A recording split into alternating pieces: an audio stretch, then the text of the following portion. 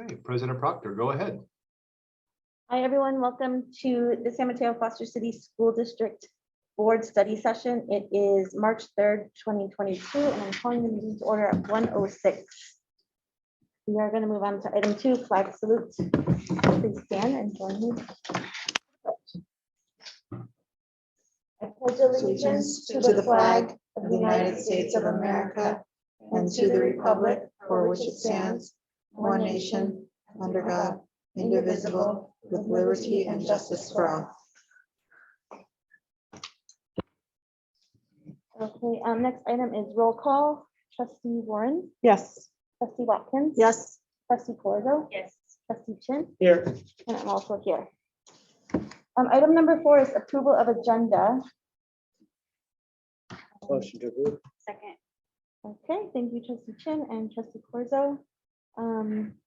Trustee Warren? Sure. Trustee Watkins? Yes. Trustee Corzo? Yes. Trustee Chin? Yes. And I vote yes as well. Item 5.1 is public statements related to agenda items. Please limit statements to 3 minutes. Peter, would you mind checking if there's anyone that would like to make a public comment?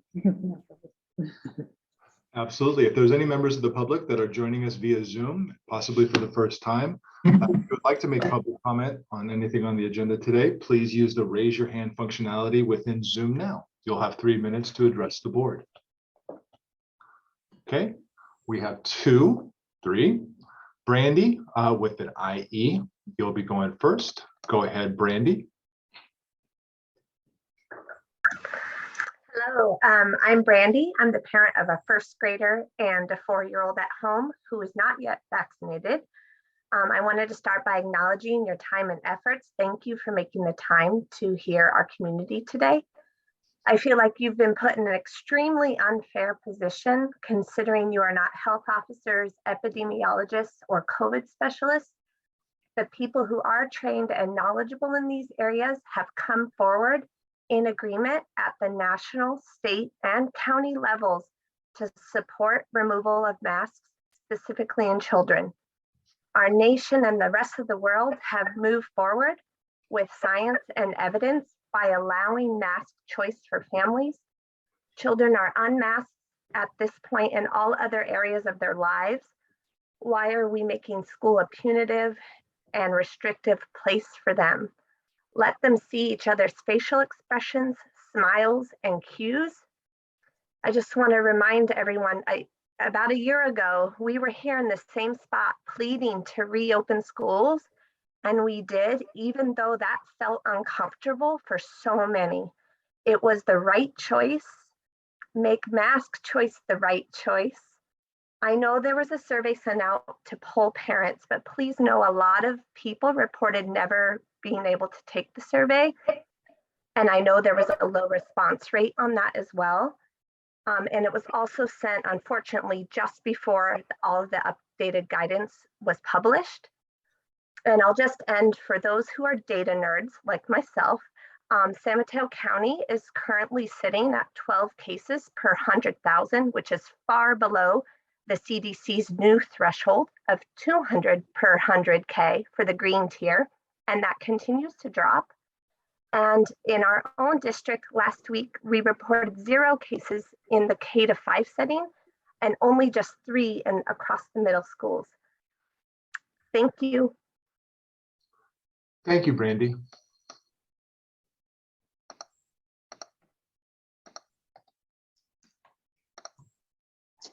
Next, we have Brandy M, and then after Brandy will be Jen. Brandy, go ahead. Good afternoon. Can everyone hear me all right? We can, go ahead. Thank you so much for your time. I just wanted to, first of all, thank the board and superintendent for your wonderful science-based choices for our school year. I wanted to thank you for making information about vaccines and other COVID information available to our community, for getting us tests when testing was scarce. I think you, as the previous speaker said, have a very difficult job at hand. I would like to speak to you on the subject of optional masking as well. I just want to say that if you choose to keep this mandate in place, this goes against the CDC, the state, the county, and local health guidance. Even the president has made a show of being in a room of masked and unmasked politicians at his State of the Union address, visibly demonstrating we are past the phase where mandates are required of American citizens. If you insist on upholding the universal mandate in the face of vaccines and other medical knowledge, I will have lost trust in the board's ability to do as they have promised all along and follow the science. Science is screaming in our ears that this is the time for us to pivot and not to give in to fear or discomfort. Those of us who are ready to embrace science and evolving data must not be held hostage by mandates that don't reflect our current times or the recent metrics in measuring COVID safety. Mandates are dropping around us in schools everywhere with good reason. Please do not leave our district behind and make masking optional now. I thank you again for your time. I sincerely wish you best of luck going forward, and just know that many of us are trusting you to make the right choice. Thank you. Thank you, Brandy. Next, we have Jen, and then after Jen will be Jennifer. Jen, go ahead. Hi, can you hear me? We can. Go ahead, Jen. Okay, great. I am a mother of 5 with 3 children currently in the district and 1 coming in this fall. I also have a master's degree in nutritional science. While I do appreciate the opportunity, the district has offered parents to share our opinions and feelings about the mask mandate. This decision should not be based on opinions and feelings. It should be based on evidence and fact. The whole mantra for the past 2 years has been follow the science. San Mateo Foster City School District has a choice to make. Are you going to follow the science or follow the fear? I will now present to you several scientific data-backed reasons why we should move to a mask optional policy in our schools. 1, COVID poses little risk of serious disease for most students, and vaccines are now available for school-age children. It has been established that for the vaccinated, the risk is approaching 0. For the unvaccinated, it is the same as the flu, a risk we have lived with without masks or testing for years. Staff also have the option of protecting themselves with vaccines, boosters, and high-quality one-way respirators. 2, there is no scientific justification for treating students differently based on pediatric vaccination rates or vaccination status. The survey questions alluding to this practice are fundamentally flawed, uninformed, and outdated. The responses to this question should not even be considered. 3, in the survey, we were asked what data should be analyzed in the decision about mask wearing. The problem with that question is that the most important data to consider were omitted. That is, data showing the actual real-life effectiveness of universal masking policy. Well-controlled, real-world studies have looked at this question and have not demonstrated any clear benefit of masking students. When an intervention's real-world benefits are too small to measure, we should feel comfortable ending its use. Even without the CDC's updated guidance from last week, universal masking in schools at this point makes as much sense as universal life jacket wearing in schools. Science says so. It might make us feel safer, but it isn't actually protecting us from the danger we are trying to avert. Optional masking is the best policy for all. It allows for everyone to make their own risk assessment and decision about mask wearing. I see that I'm running out of time and our county data has already been cited, but I would also point to that.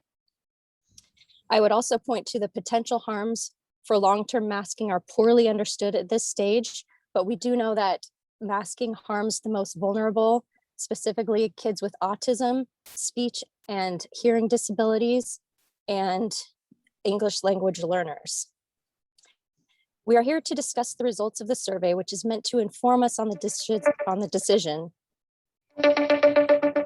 Sorry, I see my time is up. Go ahead and please wrap up your thoughts, Jen. Thank you. Okay. We were also asked about, in the survey, we were asked about vaccination status, but we were not asked about natural immunity. The level of protection offered by natural immunity is a relevant metric that was not assessed and should be considered in our decision, in your decision. But really, it doesn't matter at this point. We were asked our opinions about whether vaccines should be required, which is irrelevant. We were asked whether our kids would prefer to wear a mask or not, which doesn't carry weight. Jen, Because real quick, masks, apologies for interrupting, but if you could just please quickly wrap up your thoughts so we have other people with their hands raised for their 3 minutes. So any final statements, please? all right, no, mask optional. That's it. Awesome. Thank you very much. Appreciate it, Jen. Thanks. All right, next we have Jennifer, and then after Jennifer will be Paul. Jennifer, go ahead. Thank you very much. And I am going to kind of tailgate from Jen's last comment because I know she ran out of time. And my thoughts were on this as well. My son, I have a third grader and a kindergartner, daughter in kindergarten. My third grader has ADHD. And it has been shown that with ADHD, it is very hard for them to read facial expression, body language, trouble with eye contact. Masking has really intimidated him quite a bit, and I know with others as well.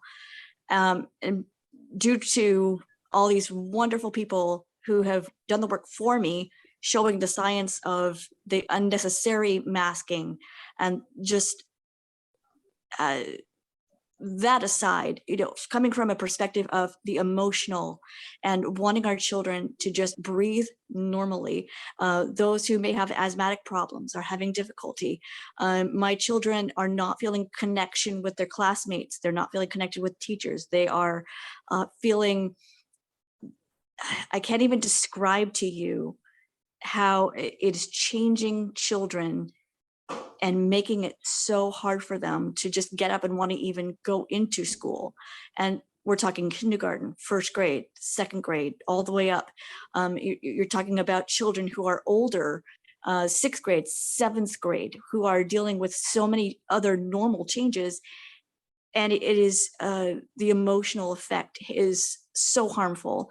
And so I don't mind someone choosing to mask their child or a child choosing for the mask, but I also plead and ask that we give the choice to the parent and the child, not to school districts or to anyone in charge, but just let the parent be the decision maker and the child as well. Thank you for your time. Thank you, Jennifer. Next, we have Paul. After Paul will be Randy. Paul, go ahead. Okay, can you hear me? We can, Paul, go ahead. Wonderful, thank you. So I'm the father of a 6-year-old currently in the district. I'm also a researcher and have had research papers published in peer-reviewed journals. First off, I really appreciate your service to all of this. I've been in your seat before and I know it's not easy.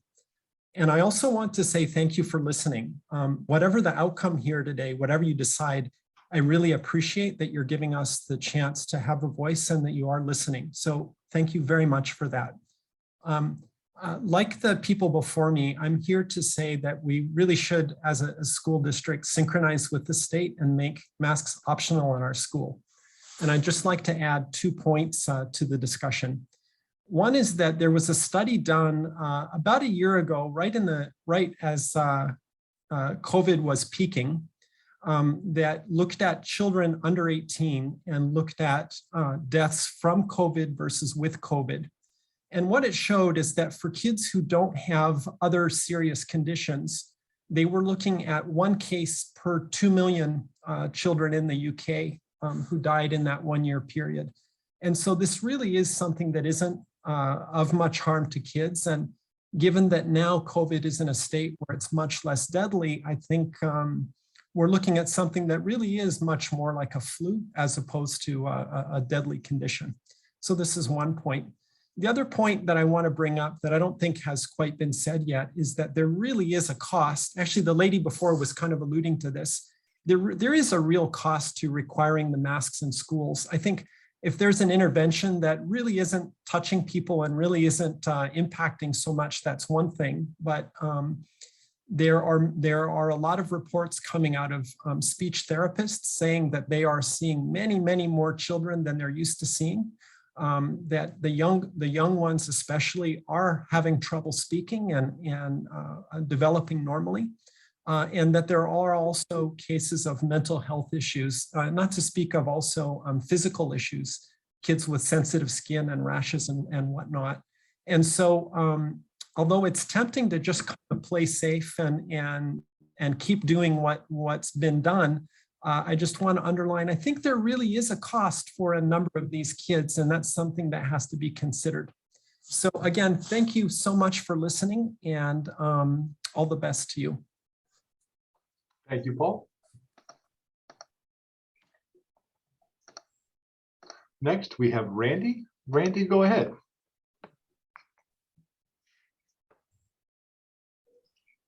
Randy, are you there?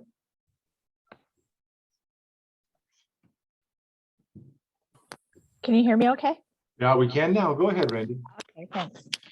So I have, first of all, just a concern about the survey. Just to reiterate on what one of the early speakers spoke to, which is that they said that they had heard that there wasn't a lot of that there was a low response rate. That's not necessarily what I saw in the results, but that they had heard that there wasn't, that not everybody had access to the survey. And I don't know if the survey was a sampling or if it was intended to go out to everybody. And I did not get the survey and have checked my emails, don't even know how the survey went out, but it's not in my email, and I'm concerned just that, like, how did the survey even go out? How was it intended to go out? Who is your intended audience? And what kind of selection bias could be in there if not everybody got that survey and had the opportunity to respond, number one. Number two, I have a lot of compassion for families and children who have, who struggle with wearing masks, and who struggled throughout the pandemic with complying with some of these mandates. But I just want to remind the board that while you've been preached of some very dogmatic things of what the science says, and there's one right answer, the science is not uniform, and there's not one right answer. There is a spectrum of what the science says. You don't have to just believe what one faction of parents coming on here tells you, and it's your responsibility to seek out experts and to find out really what does the science say. And so I'm worried about what voices, number one, are you hearing? And did everybody have an opportunity? So thank you. Thank you, Randy.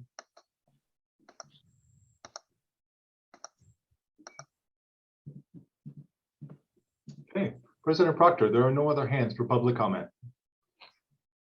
Okay, thank you to everyone that made their comments. We will move on to item 6.1, early literacy 2021-2022 data review.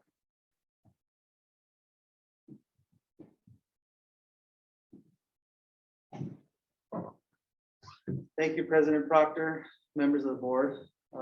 What you all have in front of you, I should have passed out, but I was tardy in doing so, so I'm going to pass them out now.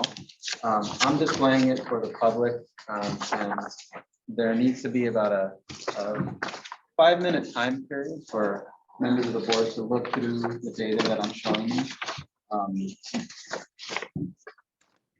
what we're here to talk about is how our students are doing in reading right now in this district. We are not looking at last year's test scores data. We are not looking at test score data that has to do with when we were in hybrid instruction or when we were closed campuses. We are looking at test score data that pertains to what has taken place from the first day of school until now. I want to give a huge thanks to our coordinator for assessment, research, and accountability, Canal Lewis, who put together this presentation that I think is really going to help us talk about our instructional practices and our student achievement results. And for about 4 minutes, I'm going to stop talking and ask the members of the board to look through this presentation. And while that happens, I'm going to scroll the screen on my presentation so that members of the public can do the same thing.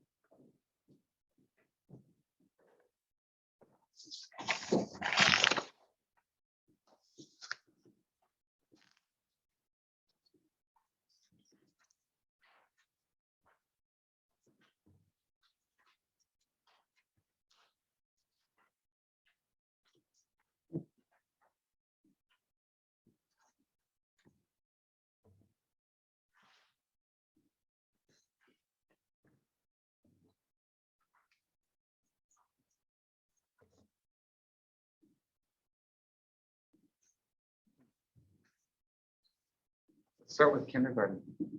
Open it up to members of the board. What do you notice and what do you wonder? Starting with kindergarten, particularly the winter windows, the fall windows. So it's like it's right at that level A. What do we notice and what do we wonder? I've got three things that I wonder. One is, what did we do differently? Like, how are we teaching, how to read? What are the strategies? What are the strategies? What could we have done better? Looking at, just kind of how things are filtering out.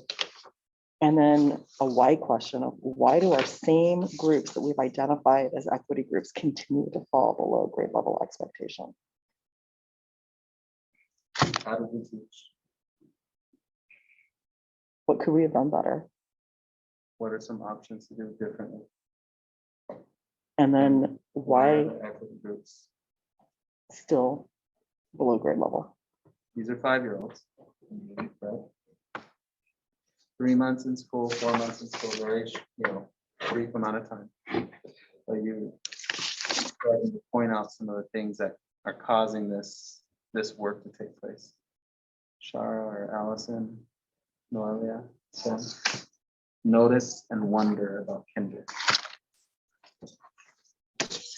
I think it's hard. Well, the thing I notice just on these charts is when I'll also compare it to the other grades, that in kindergarten, the bubbles are, even in the winter quarter, the bubbles are still pretty tight. They're bunched up. Yeah, they're bunched up. My question is, and I think this applies to all grade levels that we're looking at today.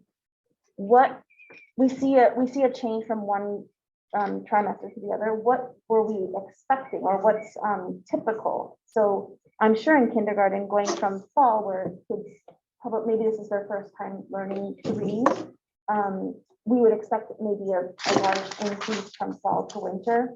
But is the increase we saw typical, or are we doing better or worse than what would be typical, I guess,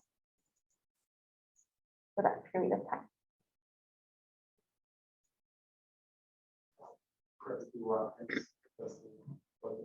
I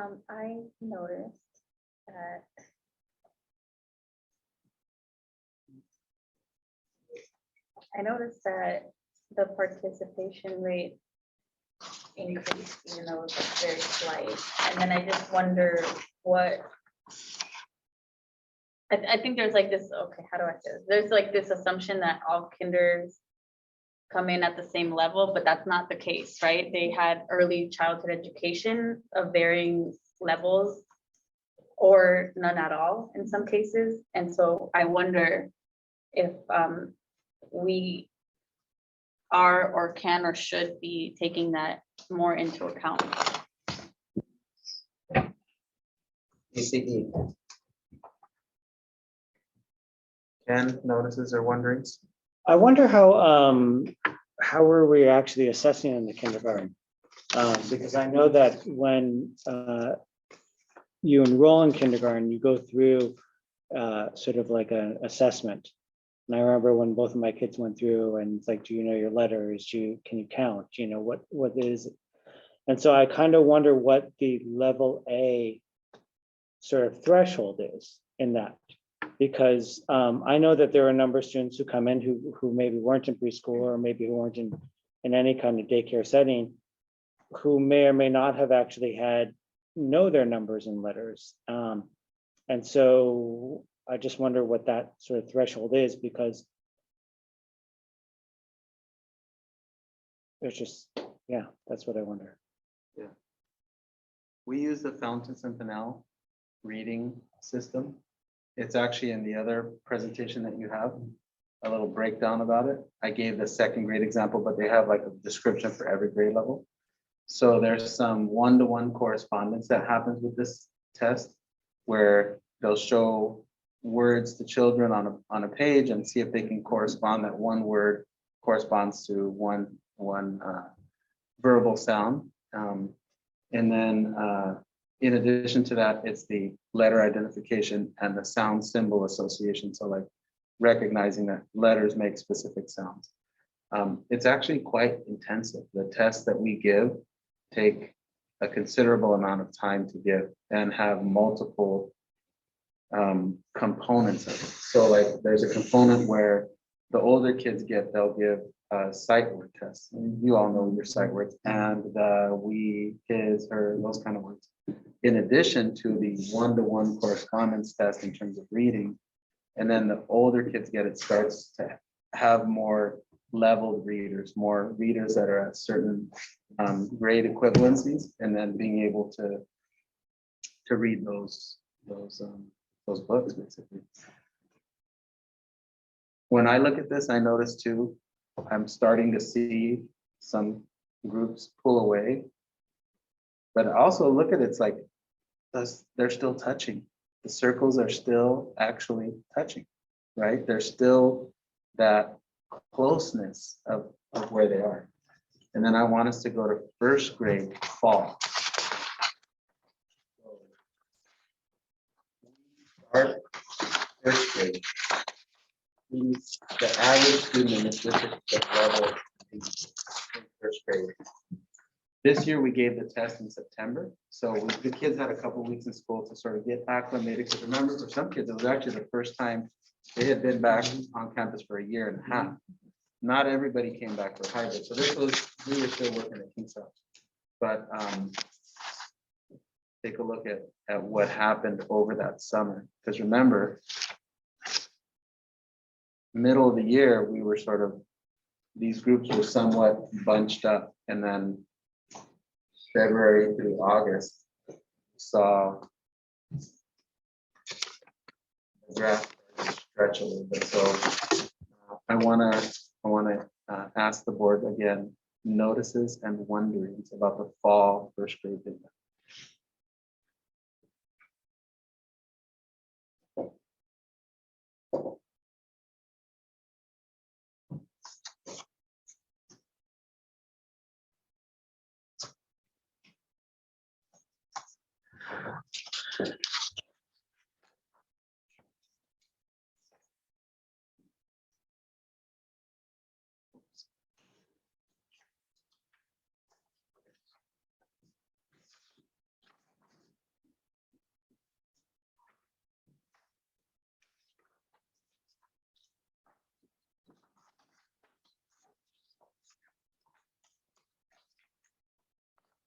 Notices and wondering for fall and notices and wonderings for winter. Who wants to kick us off?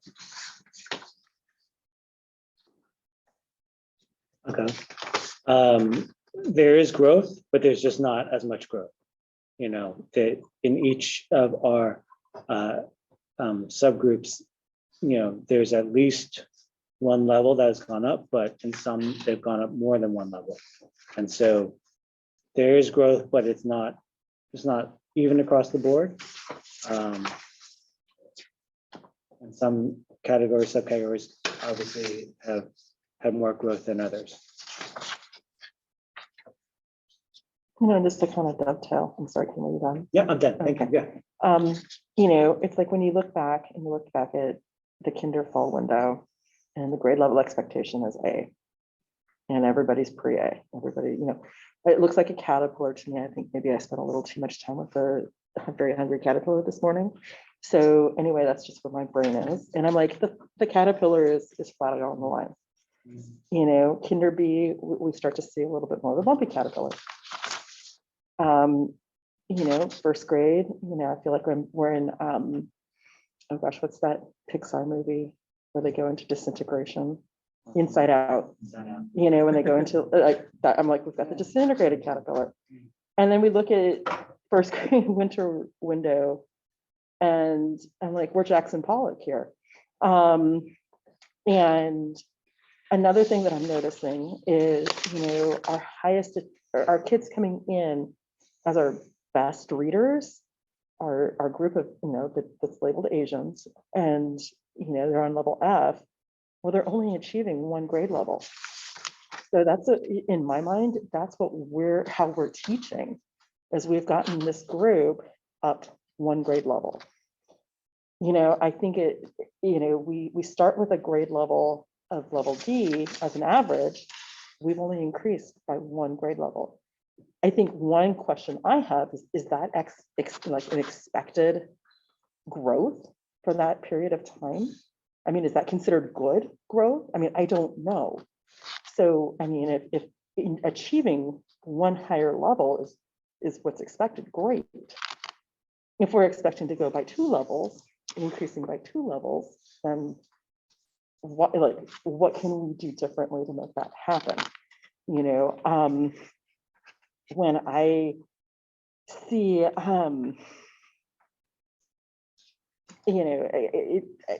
just thinking from a child standpoint and from a parent standpoint, it just feels like it'd be really frustrating to know that my child is going into 1st grade above grade level expectations.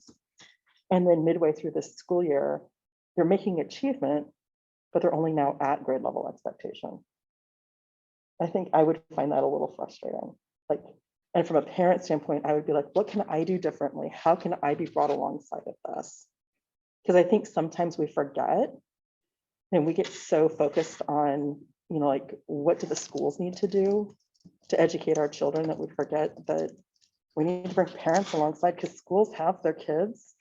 We have kids for roughly about 6.5 hours a day for education, but parents have their kids the other 17.5 hours of the day.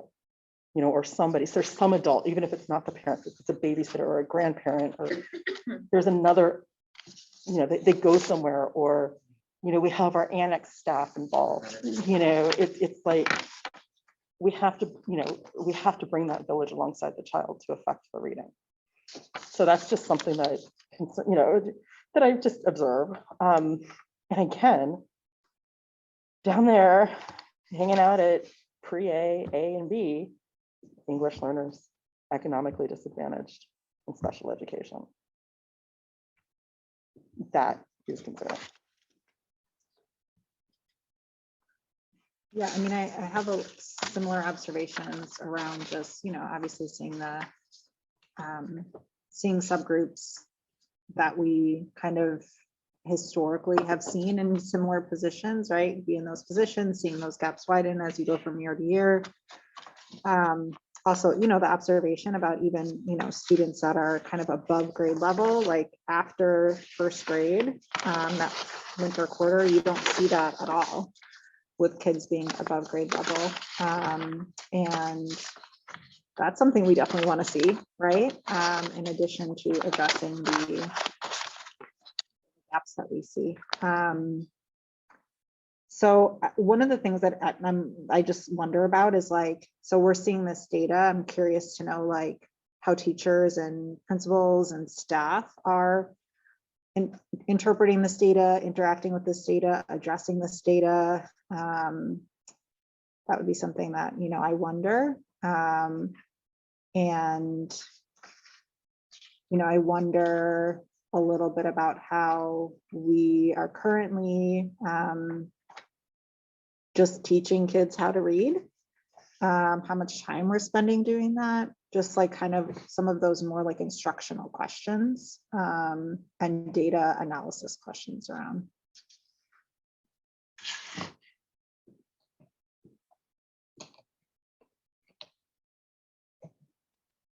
So I noticed that, again, there was growth, a lot of growth,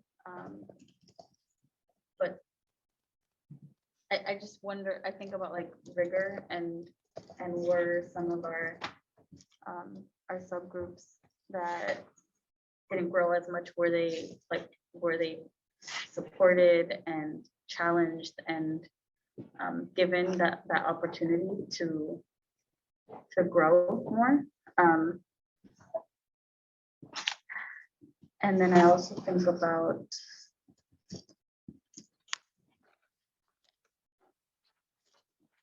I wonder about what it would look like to see data that's very even more specific than this, right?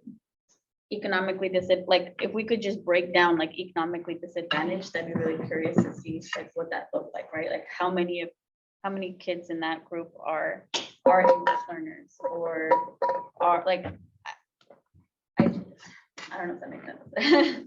Yeah. Like, how do we? How many are in both? Yes. Mhm.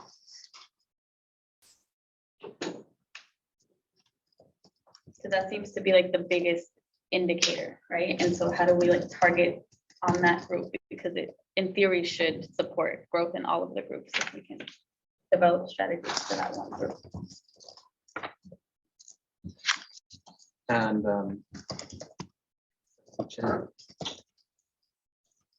you don't have to, I just wanted to. Oh, I started. First, Sorry. Oh, you started? Allison didn't go. You were listening to me. Well, Nah, then, just yeah, kidding. you put I'm me out of- kidding. I'm kidding. I'm kidding. When I look at the first grade data, like between the two trimesters, you can see that like the gap is widening where maybe everyone went up, but certain groups are not going up as fast as others. I also noticed that it's kind of like the first and only time that you, in the fall, that you see Black African-American students at grade level. And then it just keeps going down farther and farther. And it's the same for other groups, but that one, it pops out because, you know, something's happened. And I think what I wonder about this is when I kind of think of it from my perspective as a mom, like, how are we helping families where their kids are basically just falling more and more behind? You know, that must feel, how does that feel to parents, and how can we help, and what can we do, and what are we doing? Because it feels like, if you look at this chart, it may feel like if you're economically disadvantaged and you're down here, that feels like a daunting task to get back up to grade level. So, you know, how do we help? How are we helping? Can I have one more thing that Mhm. you need to think about? Yeah. I wonder, like, do these assessments correlate directly with grades that are given on report cards? Because, for example, for some of these students, you would think that it would be very like glaringly obvious in the report cards that they're really struggling. And if like families knew that at first grade, you like, at least every family I know would like definitely, you know, see what they could do. And so I'm just like, it makes me kind of worried that maybe that's not happening. And that's why there's no alarm sounding to families to like really step up the interventions and the support. So I'll just continue with that. I completely agree. I was thinking, thinking back when my kids were in first, second, and kindergarten. I mean, you get updates, you have your parent-teacher conference, but you have the report card. But I never knew what F&P was. I wouldn't even know what F&P was until I joined the board. And so that was when my kid was in third grade. And we get these moments of time in the report card, but the F&P is done on a more regular basis. If we had more sort of instant like feedback in some ways from the kids, and I think the parents would probably be like, oh, wait, I need to step in a little more, right? Part of our LCAP, at least previous one, was talking about parent engagement and how we engage with parents. And we have schools that send home books. We have, you know, we tell everyone to read with their kids for 10, 15 minutes before. But the actual metrics where we measure our kids on, like, I don't know if anybody knows this stuff, right? We just got back, my son in middle school, we just got back this Lexi, right? We do the Lexi code, right? But the actual form that we had to sign to send back, it's actually slightly confusing. Like, you don't actually know where he is. I mean, there's like this one little line that says, oh, here he is. But it's like, is that on par with everybody? Is that where is that? And I feel like there's not that constant sort of like feedback, like, and I feel like if we did that, following off of what Trustee Corzo said, if parents knew, like, hey, this is where your child is, or this is where they are, like, you know, and we're able to like immediately come in and do either Footsteps to Brilliance or ST Math, or say, hey, let's focus on this a little bit more, instead of waiting till you get the report card, and then the report card is this sort of vague number with just the description. It's like, you might be able to step in a little bit more, and we might be able to get more parent interaction somewhere. So just to dovetail on that one too, my kids go to a Title I school, or two of my kids go to a Title I school, one's not in the district anymore. And I can say my kindergartner, this is the first time out of 3 children that I actually got meaningful dialogue with a teacher regarding an F&P assessment. And this is my 6-year-old in kindergarten. I have a 4th grader and a 3rd grader, or 2nd grade. Oh, she let me just say that she's 3rd grade. She's only 2nd grade. But it was after this formative assessment was done, I got a letter home saying to Daniel's parents, Daniel is at this level in F&P reading. He needs to work on these words. He needs to work on writing these letters, because these letters he's still struggling with. And he needs to do Footsteps to Brilliance for 20 minutes a day. Out of 3 kids, this is the first time I've gotten what I felt like meaningful communication in terms of like, this is what and now I know how to help my child. Another thing coming home is, we have these wonderful libraries. I know some schools, their libraries look like they're straight out of Pottery Barn. I mean, kudos to PTAs and schools that have created these wonderful spaces and repository for books. But we still have this really, really archaic limit of you can take 1 book out at a time, and you have to keep it in your back. I mean, literally, these are the emails that have come home. Keep it in your backpack so you don't lose the book. So, I mean, to me, it's almost like we're saying, yes, read with your kids, but don't lose the book, or keep it in your backpack, don't lose the book, and to me, it's like, yes, we're encouraging kids to read, we're giving them that language, we're sending them home with books, but we're also kind of putting books in this like little space where, you're going to get into trouble if you lose the book. So I would just love to see a difference of messaging around that. Also, when it comes to especially special education students and grading, the grades mean nothing. I'm going to be honest with you. My son was in special education, would get 3s every single year. And yet he can't spell, he can't read, and he's in 4th grade, but yet he'd get 3s on reading. So, I mean, how do you help a child who you think is passing, but when it gets down to it and you're doing these like psychological assessments and you find out that it's not the case? My concern too is when you add, language issues, and understanding the language. So it just feels like we've got all these things that, we've got great starts to. We need to follow through. We need to do things just a little bit better. Not to say that we're not doing them well, we just need to do them better. We still have 2nd grade data to look at. The notice and wonderings. We started off, and Allison, you talked about, they were kind of all close together. In 1st grade, we started to see the gap show itself. When we looked at the achievement of African-American students in 1st grade in the fall, we're like, they're on grade level. And then winter, a drop. And then these are not the same kids, right? These are 2nd graders are different than the 1st graders, but in the fall, you see the gap widen. And then you go to the winter and you see the gap widen. I think it's pretty obvious what the wonderings and notices, right? Noticings are. During our conversation, we've talked a couple of times about board members have brought up question, for example, how much growth is good growth? Well, in kindergarten, 1 level is good growth. So if you go from A to B, we as a district would say that's good. In 1st grade, 2 levels is good growth. So if you go from D to F, that's good. If you only go from B to C over a 5-month period in 1st grade, that's not as good. That's not going to keep you up to grade level. first grade, and I'll show you that in the next presentation.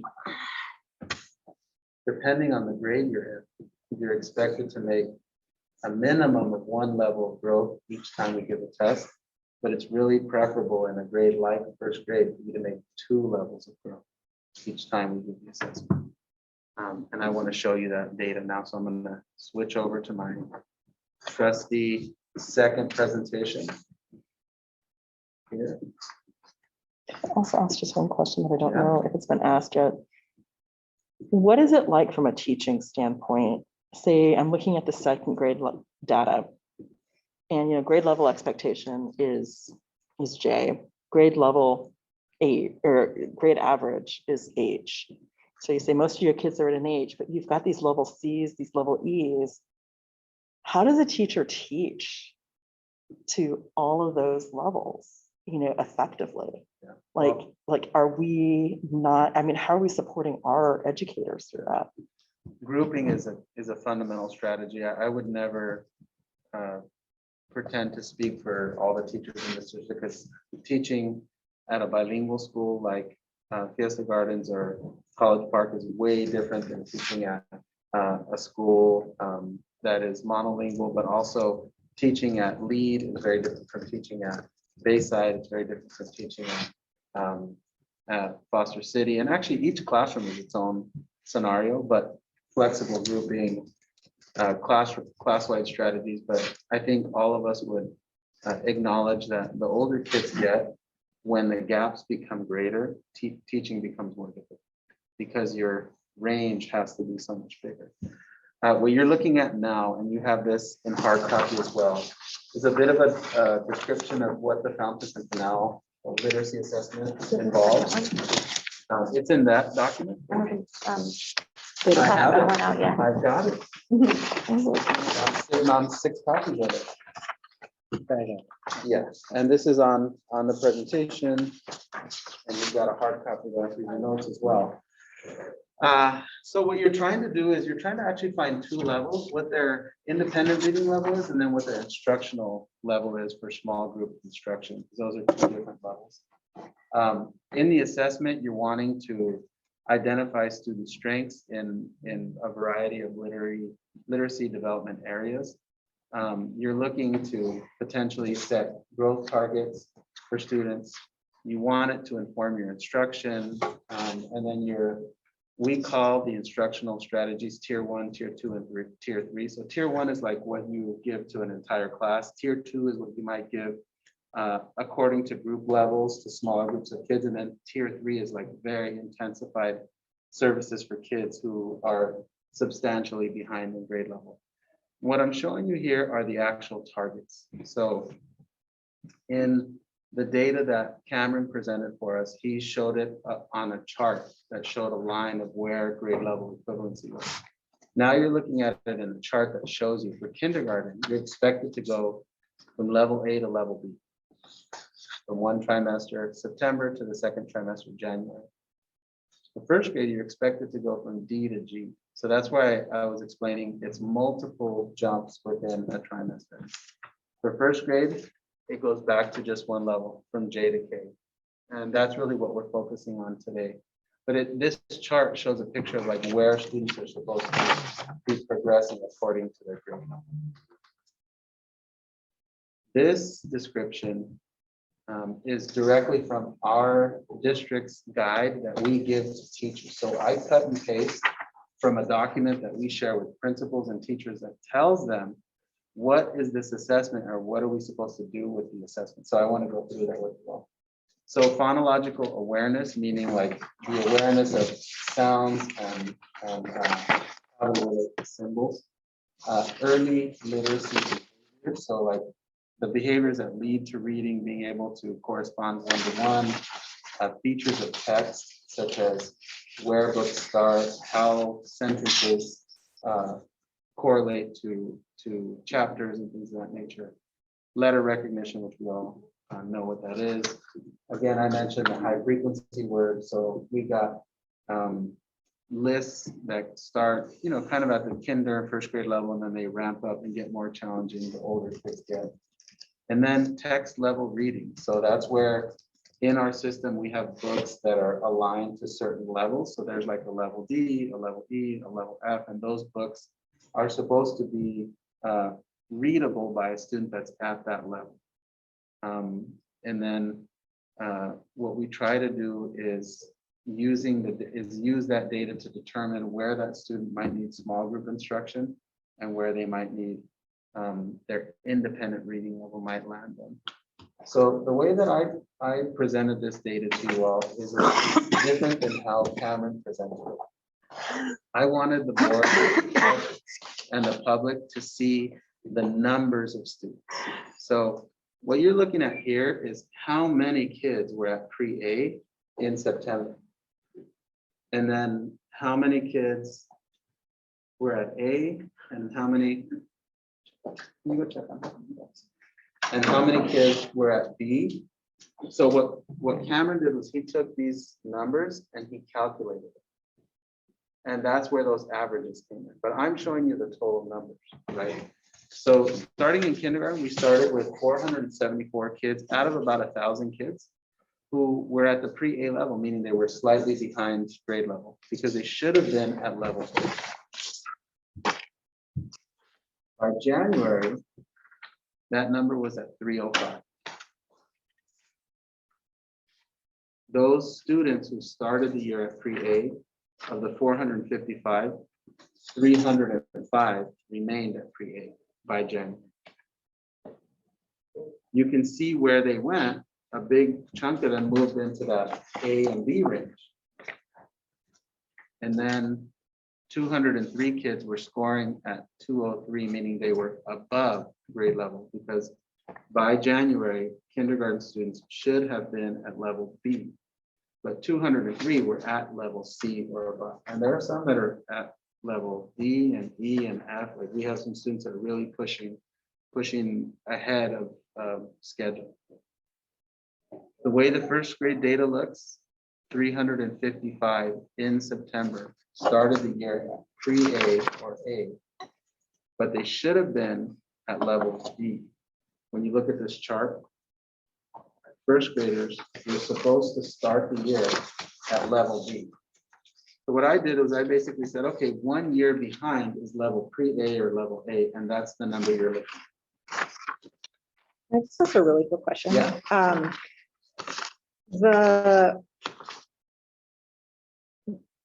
We see, and when you see the benchmark goals for it's trimester 1, trimester 2, is there trimester 3? There is. Okay, because I'm looking at like, okay, if they're B, if they're supposed to be B by the end of kindergarten, but then D at the beginning of first grade. So, okay. At the end of May, we want them to be at level C, but here's one thing that I'm concerned about that we should talk about in our district's plan. We expect students to leave the district in June at level C, and we expect them to show up in August at level D. Yeah. So that's for me, that's something we need to have a conversation about, because we know the research tells us there is a summer slide that we can actually do some things about to try to counteract. But this is the real world, like kids all over the country have a summer slide. That's sort of the idea of like keep the summer shorter and don't make these long 3-month summers, right? But it didn't look as good on this. So I took off that last column because we're in the middle of the year and I wanted it to look really easy to review and let families know that we do have that trimester 3. And it does show where the students are supposed to be. In January of first grade, there are 293 kids who are at level pre-A, level A, or level B. 182 are at level C, D, or E, which are like getting close to grade level, but not quite at grade level. And then 522 first graders are ahead of grade level, right? So they're jumping, they're getting into that at grade level and above grade level. So does this just not show it because there's not space? Because this shows everyone moving back to grade level. What that's doing is it's taking all the scores and it's combining them together. So like, Oh, does got that it. make sense? Yeah. Yep. So the way that Cameron represents the data is accurate for the whole group. Mhm. What I wanted to show is like, what are kids thinking about, like groups of kids, not based on their ethnicity or their language or their income, but where they scored, where were they? Now, the 522 are predominantly higher income students, right? What I wanted to have a conversation about is, look at this number of 293, right? It's remaining pretty close to 355.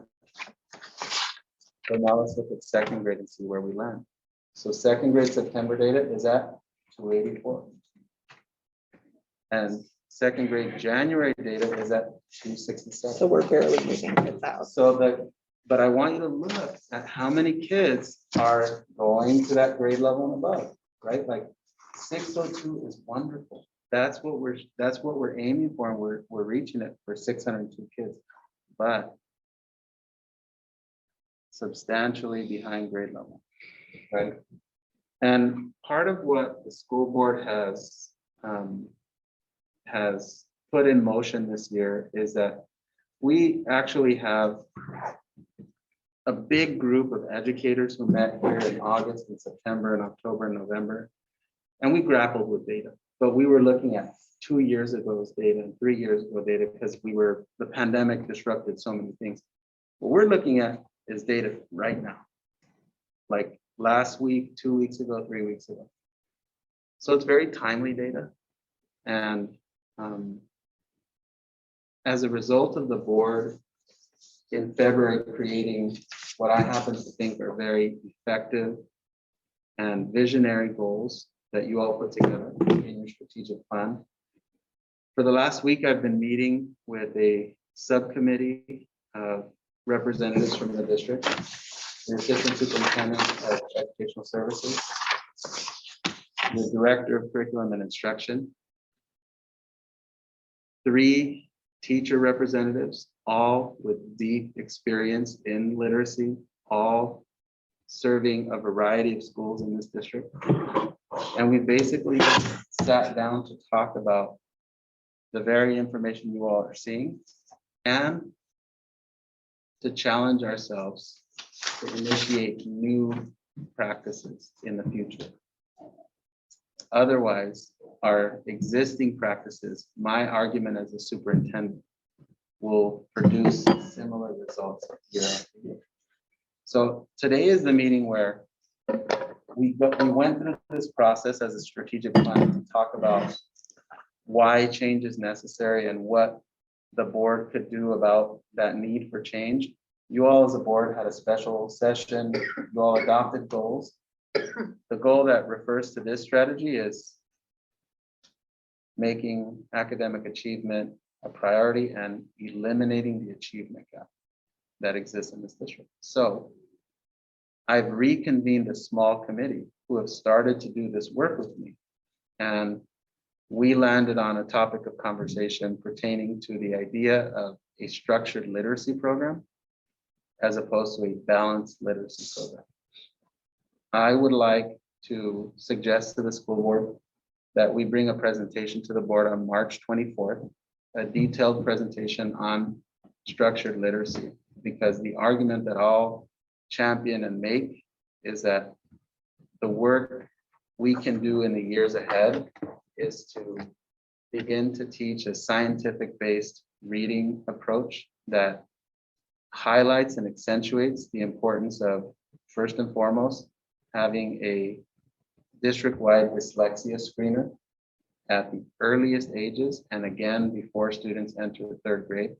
Part of the reason that's so important is because we have to find out if children have special needs that we should be addressing when they really do. That's a best practice. I heard that's a best practice. And frankly, it's gonna inform us more. Secondarily, in my view, and certainly part of the work that our strategic plan larger group and subcommittee talked about at length, the subcommittee especially, is the importance of having a literacy program that elevates the instruction in the science of reading, the sound symbol association, the graphophonics, the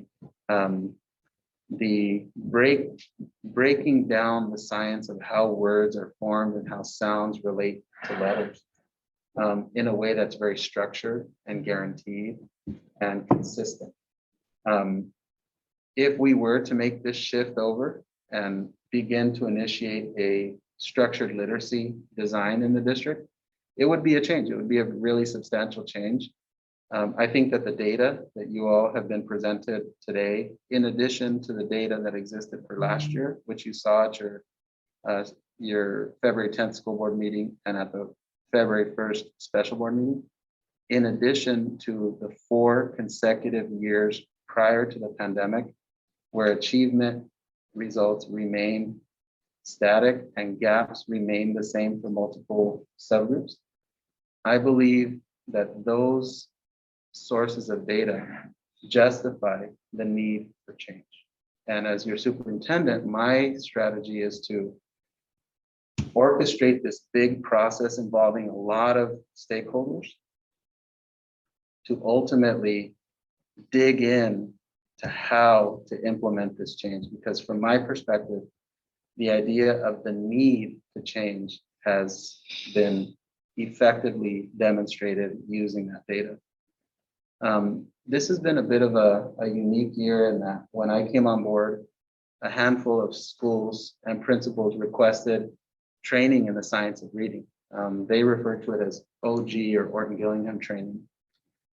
And the district basically paid $1,300 per employee because it's expensive training.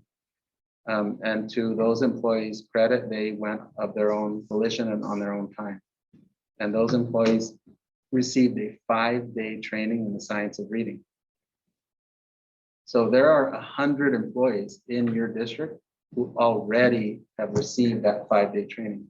But capital B, capital U, capital T, we sent them to a training showing them the how and the why of the science of reading, but it was not tied to an adopted curriculum or any one particular program, because we hadn't gone through a process of determining that that's the decision we wanted to make. So we chose actually the best training in terms of reviews and the educational community sent them to this training, but it isn't connected to a set of materials. Like if you think about like a teacher receiving their instructional materials with the package, with everything included, we sent them to the idea, the theory, the research behind this.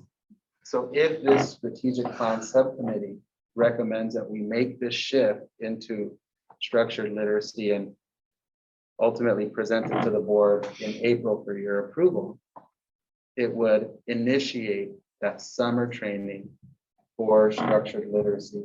But that training will be tied to a program such as XYZ or ABC, something that's research-based, something that's In the meantime, top-notch. in the meantime, can we see the data of how these 100 teachers' classrooms are performing in terms of reading? I'm just thinking, if there's kids that are getting the benefit of the science of reading curriculum or approach, at least to teaching reading, I feel like, it would be nice to see the data as it ties to that. We've talked, yeah. I think though, like the point that you just made is that even though they got like the theory training, they didn't have the actual materials. So I think it would still Well, be I think some of important. the teachers are. Yeah, I was going Yeah.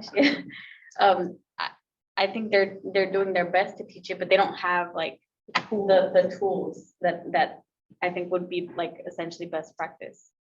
Our teachers are making it up right now. They're like literally taking the science of what they learned and creating lesson. I mean, it's. Well, just to throw in another thought then, which was going to be something I was, would be, is it possible? Because like, I'm a huge fan of like piloting things and like seeing, right, like immediately. So if this is something we're excited about, if we have teachers that are trained, is there a curriculum, a couple that we can have some of these folks use for the rest of the year? And then we look at data then we're making more of a data informed decision, right? Versus like, why wait 6 months? Why like,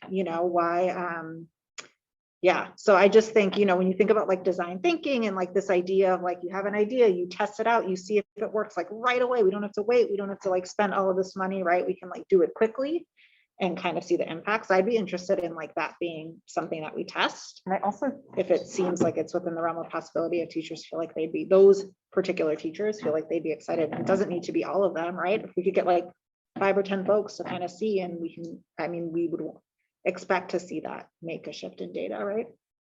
Between now and the end of the year. get the sense too that some of the teachers are, even if it's not an official curriculum, because God forbid we go against benchmark, but, I'm seeing things come home with like IMSE, which I know is the institute that they went to.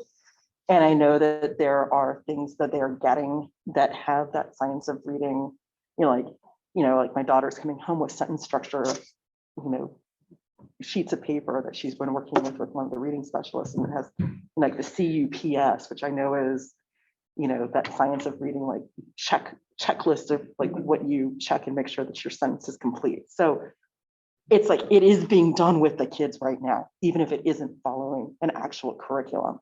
So I feel like we do have stuff that we can look at and say that even if we're doing this to the best of our ability with what we got, that's got to be some data, even if it's not necessarily where we'd like it to be, in terms of what we're using. At least it gives us an idea of, is this working? Is this working at a Title I school? Because remember, that's where my kids are going. My kids are getting this. So I just feel like that would be worth looking at.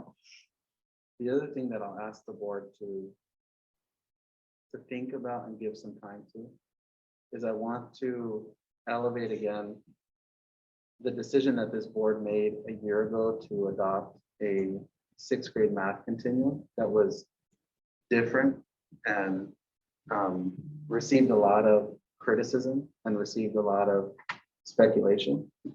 And what it meant to say, okay, we're going to put in this new design for where students are scheduled, but it was only half the story. The physical classrooms that students were now going to be in it got a lot of attention, a lot of emails, a lot of. The less heralded part of the story is that this board approved a design that had a math expert at Bayside, at Burrell, at Abbott, at our middle schools, assigned to support the work of 6th grade math teachers. We actually implemented a design where the teachers, those, we call them TOSAs, where those math TOSAs, they actually teach a class at those schools. So they have their own students on their own roster, and they teach them 6th grade math. The rest of their time is devoted to helping the other 6th grade math teachers grapple with, improve on, challenge, support students in 6th grade math. A week ago, you all received a presentation from our assistant superintendent demonstrating what we believe the result of that highly intensified TOSA support, which was our 6th grade math data is excellent. It's above our expectation. We were hoping for an expectation here, and our 6th grade data is even exceeding what we hope to be our expectations at the time. And I think that's a huge part of the story, because this strategic plan subcommittee will spend the next 2 weeks hammering out a very specific plan. And my hope is that one of the results of that is that we organize our support services next year to greatly help kindergarten teachers and 1st grade teachers, and to a lesser extent, 2nd grade teachers. Because when you provide those intensified teacher supports, the result is daily classroom instruction changes and begins to take on a very viable and guaranteed experience across classrooms. Because that's what those 6th grade math TOSAs have helped accomplish, is because they have time to spend in everyone's classroom, the best practices from Miss Warren's class can go move over to Miss Watkins' class. The best practices from Miss Watkins' class and Miss Warren move into Miss Proctor's class, and it just builds like that. You see something positive happening, you see a good strategy, and you're able to walk next door and share it with the other teacher. And right now, our support design for our elementary teachers doesn't operate that way. It's designed to span all grade levels. And part of what I think is an important preparation for us to have going into next year is to think about how to phase in this change and focus our attention on kinder and first, and to a lesser extent, second grade. Knowing that part of the idea and design behind the strategic plan is that it takes place over 5 years, not 1 year. So I'm going to argue vehemently that we learn from our 6th grade math experience to fundamentally implement a not identical, but somewhat related strategy with our early literacy efforts going into next year. I have a question. So you're saying primarily kinder in first and then somewhat in second, right? Because we know that, and like, because research tells us that like by 3rd grade, if you're not reading, what are we doing for 3rd grade when there's like still kids that like, I feel like that's like a really pivotal mark, right? So what about that piece?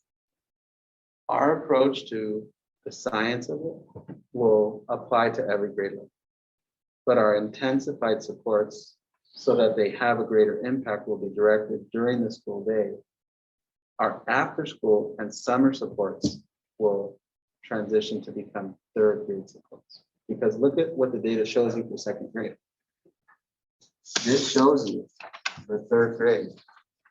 Because basically these January 2nd grade data, it's going to become your August 3rd grade data, right? How many kids are we talking about? 267 kids. I'm serving more students than that in the boost we're doing right now. But I'm trying to do like multiple grade levels. So if I create a design where my during the school day supports just for next year are highly targeted at kinder and first and to an extent 2nd grade, then when I go 3rd grade, my after school supports, I'm going to aim them at 3rd grade and to a lesser extent 4th grade. Because if I concentrate the service that way, then it reaches, you're never going to get all 267, but what if we get 250 or 225? Because the others have after school or they're in sports or things of that nature. But now it's not 1,000 kids over 5 grade levels, it's 250 kids in 1 grade level. Well, also what I hear you kind of saying about the plan, right, is like the target for K1 and partially 2 isn't even students, it's educators, right? It's like teacher target, and then there's still like the need to target students that are not performing at grade level across all. I mean, I would think like to build on that, right, like across all grade levels, right? And we had this conversation about the math in terms of like the math teacher support. Well, then what does that mean for kids that aren't receiving the benefits of like the coaching, the teacher, and the, you know, and how do you, and so like we're doing the math boost and some of these other things, because that still needs to be definitely like something we're considering. And I also just worry about like our middle schoolers and our 8th graders, Yeah. who, like they're, you know, we're about to send them off to high school, and the high school has its own interventions and whatnot, but we you know, like we also have the obligation to, I don't know, to make sure they're in like the best situation they can be. So I think like your focus is right now like the root cause, right? But we're also, you know, because we're talking about kids, we're also like saying goodbye to kids that didn't get the benefits of this like root cause analysis and intervention that we're going to be doing now, right? So I don't know, I'm just voicing it because I worry about them too. And that's what 50% of the people listening to this meeting and 50% of people we're going to talk to are going to ask that same question. Yeah. And I lose sleep over that. Yeah. But I'm also a pragmatist.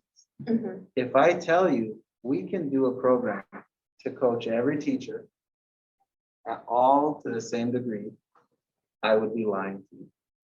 It is not pragmatically possible because of the scope of what we're talking about. 21 schools, or in this case, 16 that are doing the early literacy, but 16 schools across two towns, across 2 cities, and the numbers that would need that support. But if you look at our whole program and you go, the intensified teacher-based supports are starting in kinder and 1, but remember, we're adopting a 5-year plan. It's going to scale up each year and begin to affect more grade levels year after year. And in the interim, all of our after school and summer supports are targeted towards those older students. And those, the older the kids get, it does go from 267 to 245 to 215 to 1. So those after school and summer supports actually become more concentrated. And what else happens in 3rd grade for the most part? Kids move into special education. So the older kids get, we actually provide them a daily during the school service. But the difference this year is we're going to train your special education teachers in the science of reading and give them a curriculum to use during school, during those RSP classes that is completely aligned to the science of reading. And that's basically an hour a day. I mean, it's not exact, like every child has a different IEP, but for the most part, it's an hour a day. But now they'll have the training to go, because we actually have it now. We have a program called Spire, but most of our teachers have not been adequately trained in the program. And this is the summer where they will get the training for it. So I think it's sort of all built into that. And I think the comment you made is so important because it's about saying it out loud so that we can talk through it. And then the comment that Trustee Watkins said, she's pushed for the change to be instructional change, not just tutoring. You know, in my conversations with Trustee Watkins, she pushes me to think about how our strategies result in teaching and learning looking different down the line. Not just creating a big tutoring program, because then it sort of feeds onto itself year after year. The tutoring program stays the same size it is if you're not addressing instructional change. And so what this is about, this meeting, this conversation is about having an open dialogue about it, because you have a committee of experts who are working on a plan right now that we expect to discuss on March 24th as an idea with some of the content on there. And we expect to really engage with those classroom teachers at our schools over the next months to talk about the reason to shift and the science behind making the shift. I also would ask you to, Superintendent Ochoa, that we bring Carrie Hazelton into this conversation as well as the principal of special segment preschool. Because I mean, both ends of the spectrum, reading is important. You know, we all know, we've had it drilled into us as parents, you know, the idea of the first 5 years being so critical in terms of brain development. And I feel like we have this preschool program, which simultaneously seems to be the best kept, worst kept secret in San Mateo and Foster City in the communities. You know, it's like, it's word of mouth. We've got these excellent programs. We've got a lot of resources invested in both state subsidized preschools, fee-based preschools, Montessori preschools, immersion preschools, developmental preschools, special ed preschools, and yet nobody really knows a whole lot about it. And I feel like this is the kind of information we need to get out to the public. We need to get this out to our communities that, you know, we want to help you as parents teach your kids to read, because we recognize and realize how important reading is to not just brain development, but just social development and like everything else that preschool inevitably is important for. So I just would ask that, you know, like we take it beyond just starting at kindergarten. We've got TK, we've got preschool. You know, there's talk about the governor wanting to extend preschool down to 2-year-olds. coming up soon, you know, I mean, it's like, these are real discussions that I know, I'm like, oh I'm my just thinking about God. potty training. We're far away from We have that. a Well, lot- we have a but lot of educators. At the same time, you know, I'd rather, you know, even if it's just in some sort of like out there sort of a conversation. You know, we've got Footsteps to Brilliance, which, you know, we have a community licensure for, and we can sit there and use that as an outreach. Here, welcome to San Mateo Foster Cities, you know, communities. We want to help you teach your kids to read. Here's this code. You know, so this is the kind of stuff that I think we should be doing. Can I chime in, I guess, with a couple like thoughts / requests for when you bring this back in March?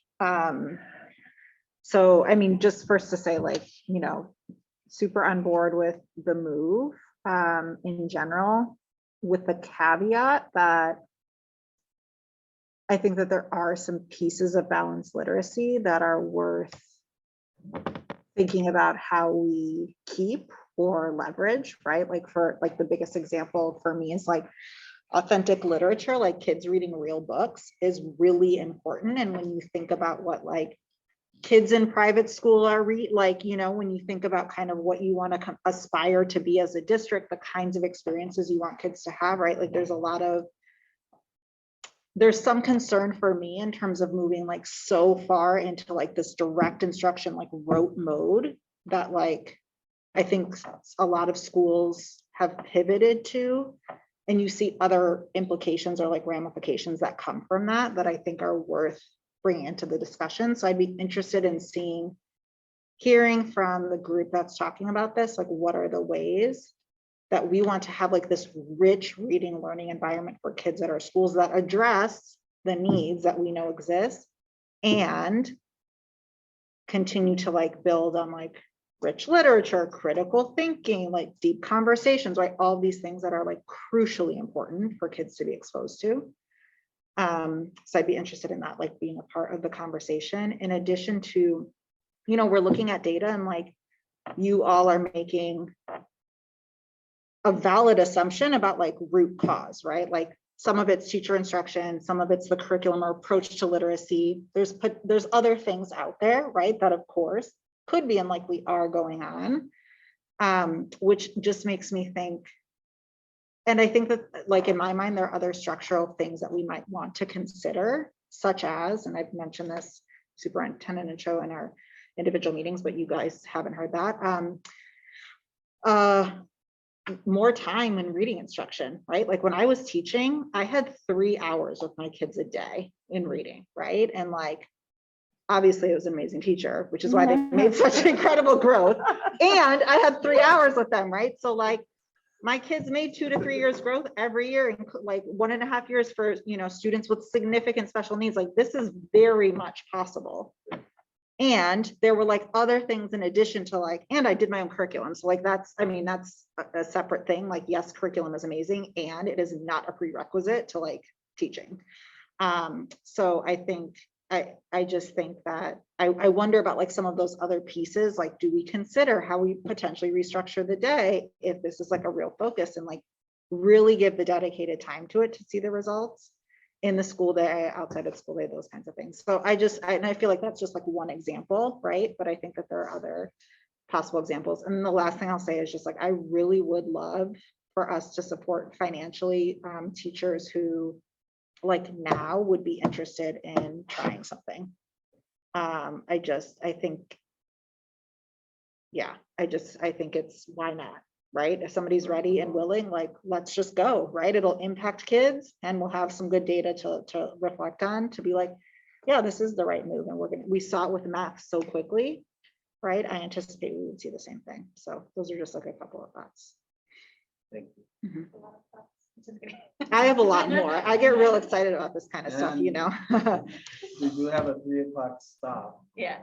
and we heard some public comment earlier this early afternoon. President Proctor, I would suggest that we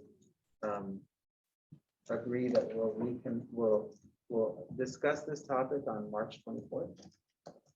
at our regularly scheduled board meeting, and then we move to the next item. Okay, so we're gonna move to 6.2, COVID data analysis, survey data, SM County data, and pool testing data. All right, let me go ahead and pull up those reports. Oh, let's go to the bathroom. Go for it. Go.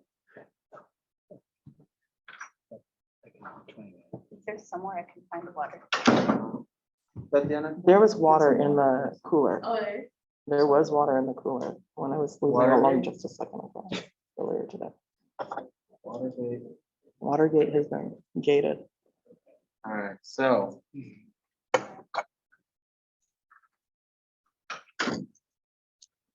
Here's the first piece of data we're going to look at together, which is our weekly reporting document for the week of February 21st through February 25th. Audubon, Baywood, Beach Park, and Beresford.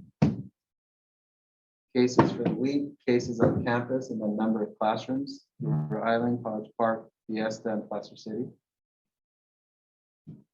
George Hall, Highlands, Laurel, and Lead. Meadow Heights, North Shoreview, and Parkside.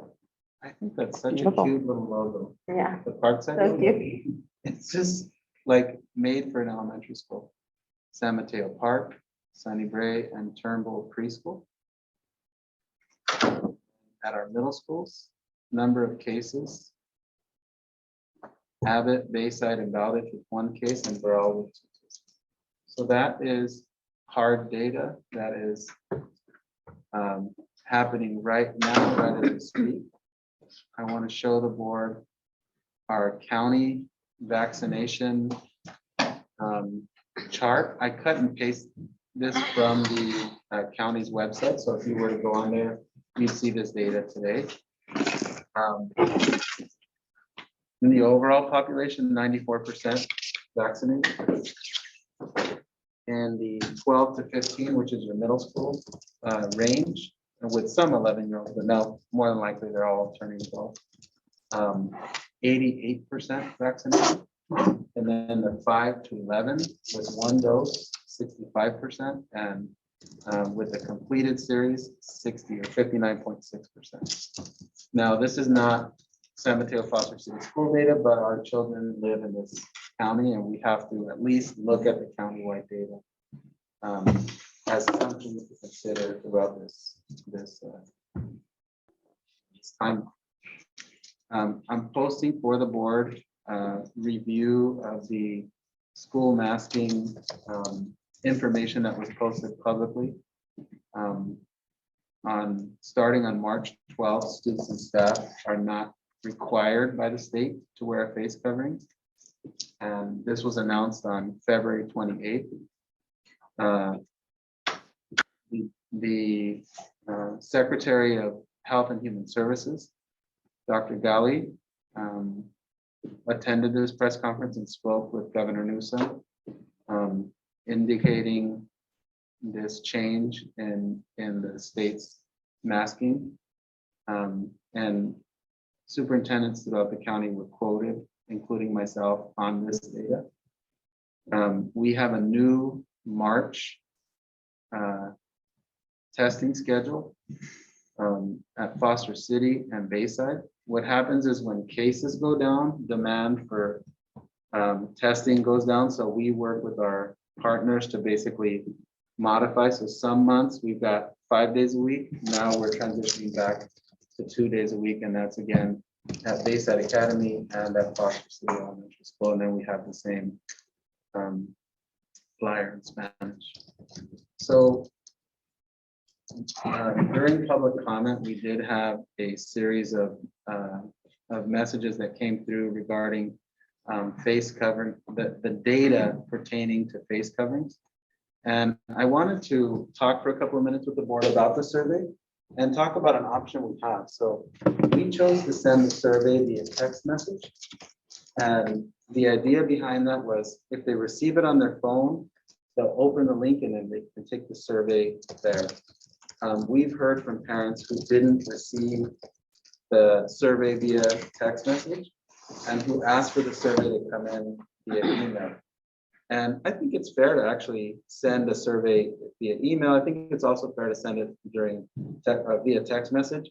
And when we send the survey via email, the parents who want it in text, email us as well and say, I didn't get the survey because you only sent it an email and I checked the text messages. So there is an element of sort of some families communicate more through the text and others communicate more through the email. We do have time between now and your next school board meeting to survey families in light of the press conference that was held on February 28th. And in my opinion, more information is just simply adding to the conversation. So that's something that I can absolutely turn around with our communications department and send it out via email and text. The caveat is we will likely have to ask for families to indicate their association of aligned with their school and their because we are concerned about a person taking the survey via text and then taking the survey also via email, and that can be a little bit tricky when they receive it in two different formats. And we basically want everybody's opinion to be heard once. You know, we don't want a family. Ken, you and I have talked about this, but your spouse, yourself, if you both get the text, if you both get the email, 4 surveys for one family versus myself taking it.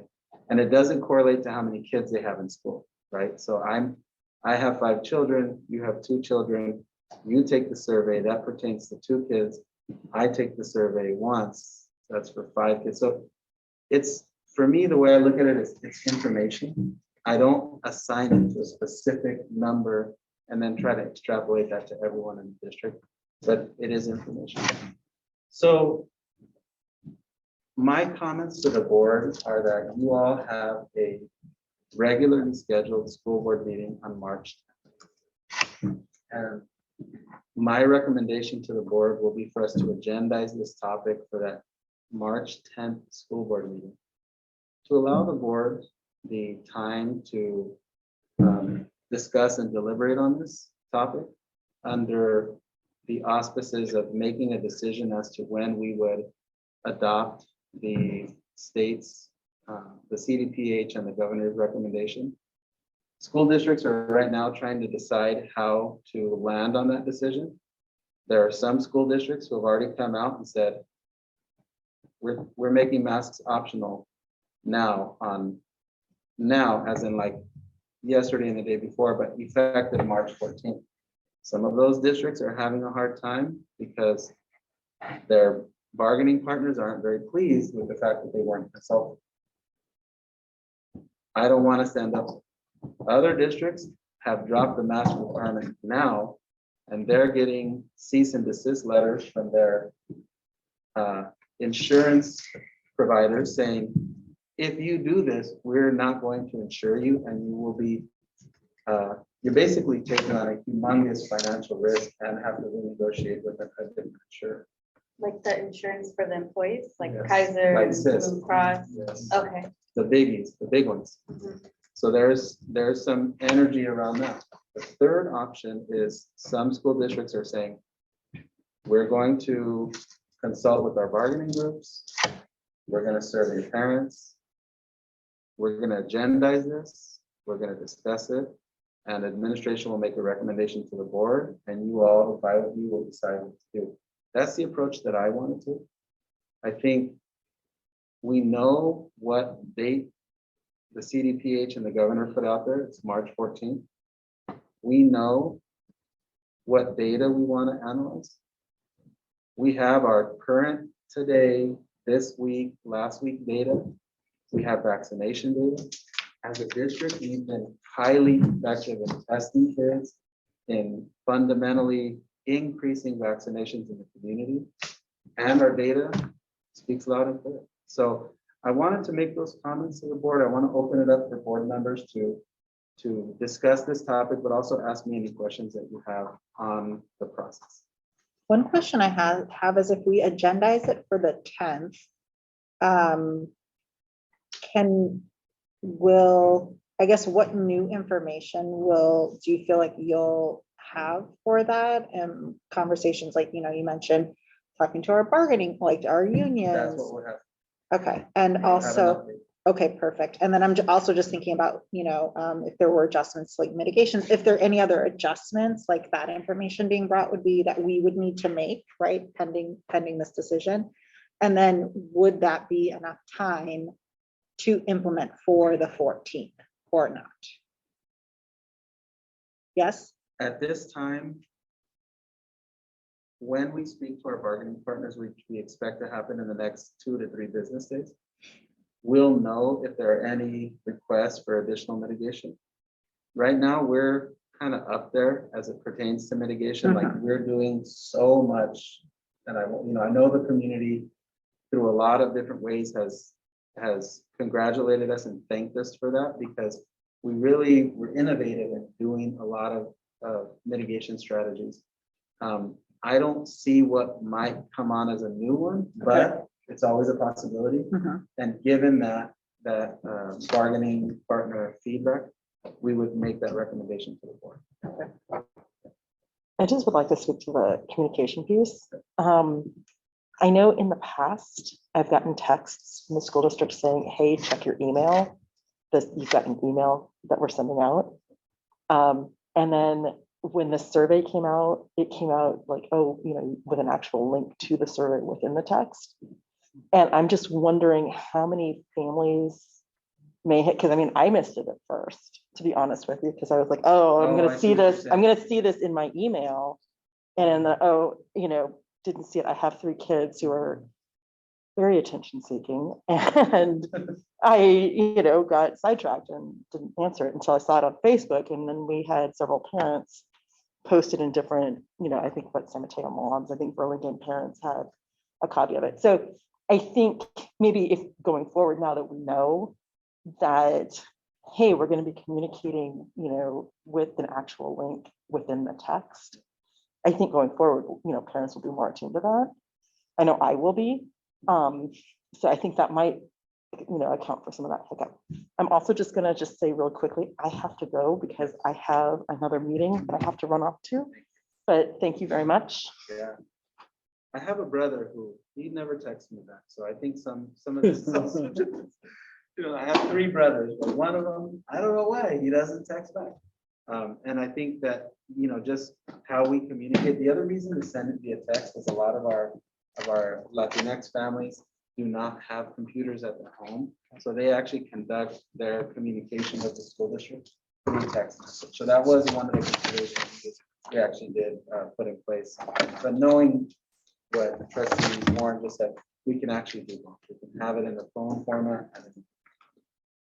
I was in. Oh, no, go ahead. Okay, well, I was just gonna say quickly that I think the survey, just based on the emails that we've gotten, I think that the assumption is that we're leaning one way when we really haven't had the conversation yet as to what this is gonna look like. But I think it's important that we do get feedback from people just to get we need a pulse on how people are feeling. And when you think about the staff, this is their employment, right? And so for someone like me, I get to work from home still. And if I go into the office, it's very different. I wear a mask and that kind of thing. And this is a very different environment because they need to be on campus. And so I think it's about hearing people and making sure that they feel heard and that we're considering everything. And it doesn't necessarily mean that we're going to make one decision over another. It's just really about making sure that we're hearing from everybody. And that all input is welcome. Yes, completely agree. What Trustee Warren said and then what you had mentioned is I completely forgot, how did I get the survey? So I just looked at my phone to see, did that text link actually go straight to the survey or not? And honestly, I don't even remember. But I think that there's a valid point if, because I get a lot of text messages say, check your email. But if we change it slightly, maybe people want to answer the survey. But I was under the impression we got still 2,000 responses. Is that 2,100? 2,100 responses, and granted, they went to the family, so And staff, so that's the staff. overall number is 12,000. is that, A little bit under 20% respondents, but again, 12,000. it's not, 12. it's 12, it's 11,000 students, but many families, the average Yeah. family has more than one child. yeah, so I mean, so I was thinking that's probably more like 4,000 or 5,000 as a total versus 12,000 because, yeah, I have 2 kids and we did 1 survey. So, okay, so it's actually not like it sounds like we didn't get, maybe 100 or 200. We still got 2,000, over 2,000 surveys. So that's helpful. The question that you asked about, one, I agree, March 10th, having all that data, having it agendized is the right way to go. I feel like, having a study session right now, talking about it, right? We haven't even, like, our staff is actually working right now. They can't even provide any comments to it. So I don't think it's fair for us to sort of move down that path at the moment. If we were to go ahead and send the survey out, are we actually making a separation? Because I've seen links to the survey out now, which is post what Dr. Galley came out with on Monday and what the CDC said. So all of the answers since then have more information. And so I'm wondering if we're going to actually like separate the survey and actually have 2 separate surveys, or is it just sending out the same survey in a different form? Because It's a a new survey. with a paragraph that explains, this is the change that was put in place on February 20th. Yeah. In preparation for that Monday, March 1st. Yeah, okay, because then we can slightly compare. They may be apples to oranges, but they're still kind of in that same ballpark. So I think that would be helpful to have as well. So thank you. We do have a board staff Zoom set up for Monday. Trustee Watkins and President Proctor are going to represent the board in that Zoom call. Because we, as you know, last night we're over at Sunnybray. Yep. Shout out to Sunnybray. That was Yeah. That was very good cool. That was a very cool. yeah. Yeah. board. It was very good was meeting. Yeah, it really was a good meeting. yeah. Yep. Good meeting. And we talked about COVID and we Yeah. talked about, there was some engagement there. And so, Trustee Watkins and President Proctor said, really like to hear from our staff. So we worked with our union representatives and said, hey, let's set this up. Zoom, it's been sent out to our staff Monday, March 7th. That will open up that conversation. Yeah. So by the time the board has presented this for action on the 10th of March, on that agendized meeting, you'll have the first survey we sent out pre-announcement. The survey we'll send out this weekend. Yeah. You'll have 2 board community workshops and a board staff Zoom. At that point in time, folks, you gotta take it off. And a recommendation from me and the student services, nursing, and apparatus that we're working with. But you're also doing a student survey too from the We're also yeah. sending a student survey. Great. Every voice will be heard. All input is welcome. Trustee Cordo. Sounds good. Sounds great. President Proctor. I'll turn it back over to you. Okay, we're at item 7.1, adjournment. Motion to adjourn. Second. Thank you, Trustee Watkins and Trustee Chin. Trustee Watkins, Yes. Trustee Corso, Yes. Trustee Chin, Yep. and I vote yes too. So we will adjourn at 2:55. Thank you. We'll